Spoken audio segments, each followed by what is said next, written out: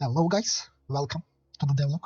Today we are gonna be continuing with the development of the Absent Life project. So, yesterday we've done the item slash card slash gear drop development, and today we will be doing the companion like rules, like what kind of cards they'll have, and like when will be showing up throughout levels. So, also we are gonna be delving into the resource usage thing, and if we have time we will be continuing with the skeletal animation. And I guess that's the fun parts. We are going into the more like presentable parts of the game, let's say. So that's good. So let's continue with the companion development. See you soon.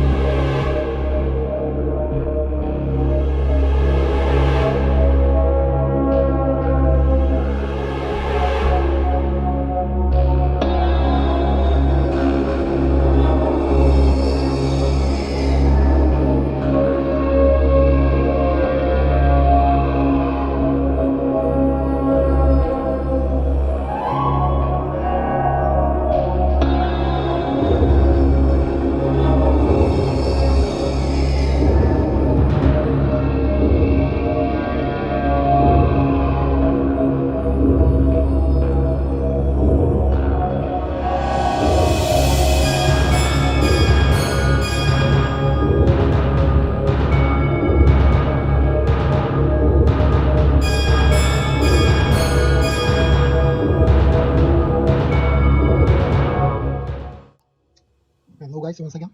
So I worked on the companion generation stuff first and first. So I implemented a similar thing to yesterday's drop system.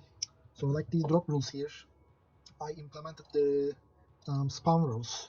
So here um, I'm designating like the timing of the spawn rule and which event type that will be used for. And I did complete the resource usage. So again, when we look at that, so we start with like 12 pistol bullets here, and let's get past this one. Let's not take the bullets here.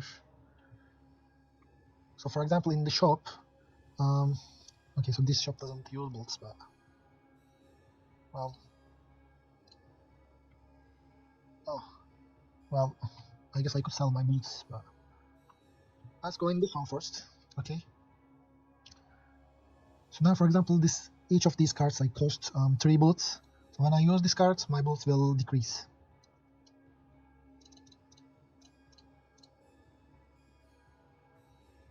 And similarly, let's say I use all my bullets here. Now, as you can see, since I don't have any bullets left, I can't use these cards anymore. So that's all that. Actually, there's like as I said previously, there's like a different like hard resource, soft resource thing going on in the background. So so whenever I use like a soft resource here, I will be like using like decomposing one of the hard resources in a sense to create soft resources and then use the soft resource. That'll be important for some of the stuff that's not yet in the game, but it'll be important later on. Well, later on I did delve into the skeletal animation stuff, and well, I'm not really sure about this, but it's not really highly regarded to use like skeletal animation for like pixel art and stuff, especially when your pixels are like this big. Like your general image is really low resolution in terms of number of pixels in that. So, you know, creating like these skeletal animations really distort the pixels, and you know, yeah, it's generally not considered very good to use this kind of animation for pixel art. But I want to try that, especially since like the game art isn't really like final. It's like all prototype stuff, and I'm just experimenting here. But yeah, I did try out the Unity's like 2D animation package.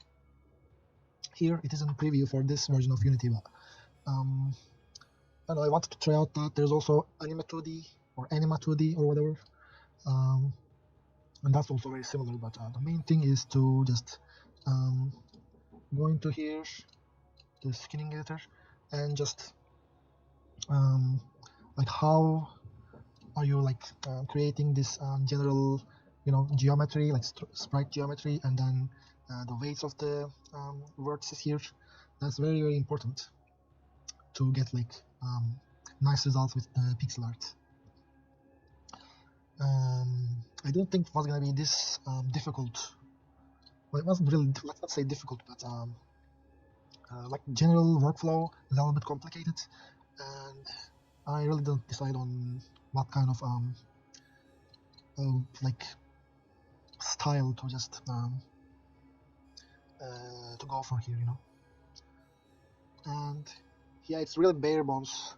This like preview package is kind of bare bones, and just you're doing the like, especially the IK stuff. Like you create these IKs to just be able to, you know, move the hands and create animations more easily, and that's kind of, you know, hard to do in like this preview IK Unity package. I remember it being a little bit easier on the Anima 2D, but of course, like the best thing to use would be Sprite. I mean, not Sprite. What was it called? Spline, I think. That program would be the best, but that's very expensive, so I can't buy that right now. Well, all things considered, I'll be experimenting a little bit more on this, like all rigging and stuff, and I'll decide on what kind of style to go for, and I'll implement some basic animations for the characters. So that's the general roadmap right now, and I gave myself time until Monday to create some animations. There's also the weapons placement, but that's gonna be probably easy. So yeah, this is gonna be kind of like experimenting and seeing the results and deciding on what to do. Well, I won't be making a devlog tomorrow, so I'll continue work on this, and I will be showing the results that I get on the Monday's devlog. But yeah, generally this is kind of looking a little bit weird, to say the least. yeah, I should actually like create some animations and see if it looks, you know, how should I say, like organic maybe, like natural or something. And it won't be showing up naturally, like as it gets distorted, like there's like an anti-aliasing action going on here, you know, it becomes a little bit more jagged around here. Well, we'll see what happens. Yeah. Okay, well, I'll continue having fun with this, I guess, for now. Yeah, see you on Monday. So one more thing to add, as you can see, this is actually created with like the skeletal animation, and in this style of pixel art, I think it looks quite well with like more slender type of style of the pixel art. So I might just change the models to this like style with like more slender limbs, and it might just look okay that way. And one more thing you can see here, I think they don't bother with the distortions, and like maybe I'll just change those to not do this much like distortion, you know. Maybe I'll just move the whole image without like, the whole limp sprite without distorting it, and maybe it will look better that way. So yeah, I'll be experimenting with those. So goodbye.